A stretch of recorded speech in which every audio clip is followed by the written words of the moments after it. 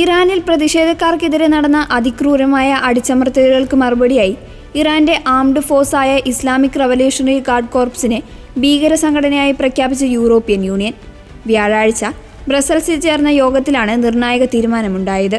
ഇതോടെ അൽ Qaeda, Islamic state തുടങ്ങിയ സംഘടനകൾക്കൊപ്പം IRGCയും European യൂണിയന്റെ കരിമ്പട്ടികയിൽ ഇടം പിടിച്ചു. ഇറാന്റെ ആധുനിക ചരിത്രത്തിലെ ഏറ്റവും അക്രമാസക്തമായ അടിച്ചമർത്തലാണ് സമീപകാലത്ത് നടന്നതെന്ന് ഫ്രഞ്ച് വിദേശകാര്യമന്ത്രി ജീൻ നോയൽ ബാരറ്റ് വിശേഷിപ്പിച്ചു. കഴിഞ്ഞ ഡിസംബർ ജനുവരി മാസങ്ങളിൽ നടന്ന പ്രതിഷേധങ്ങളിൽ സുരക്ഷാ സേനയുടെ വെടിയേറ്റ് ആയിരക്കണക്കിന് ആളുകൾ കൊല്ലപ്പെട്ടതായാണ് മനുഷ്യാവകാശ സംഘടനകളുടെ കണക്ക്. സ്വന്തം ജനതയെ കൊല്ലുന്ന ഭരണകൂടം തകർച്ചയിലേക്കാണ് നീങ്ങുന്നതെന്ന് യൂറോപ്യൻ യൂണിയൻ വിദേശനയ മേധാവി ഖാജ കല്ലാസ് പ്രതികരിച്ചു.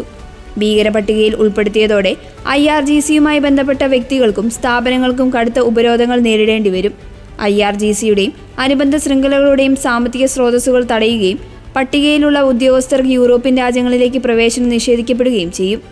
അതോടൊപ്പം ആഭ്യന്തരമന്ത്രി, പ്രോസിക്യൂട്ടർ ജനറൽ എന്നിവരുൾപ്പെടെ 15 വ്യക്തികൾക്കും 6 സ്ഥാപനങ്ങൾക്കുമെതിരെ അധിക ഉപരോധങ്ങളും ഏർപ്പെടുത്തിയിട്ടുണ്ട്.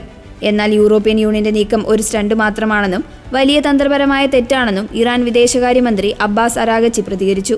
മേഖലയിൽ സമാധാനം പുനഃസ്ഥാപിക്കുന്നതിന് പകരം യൂറോപ്പ് തീക്കളി നടത്തുകയാണെന്നും ഏതാക്രമണത്തെയും ശക്തമായി നേരിടുമെന്നും അദ്ദേഹം മുന്നറിയിപ്പ് നൽകി.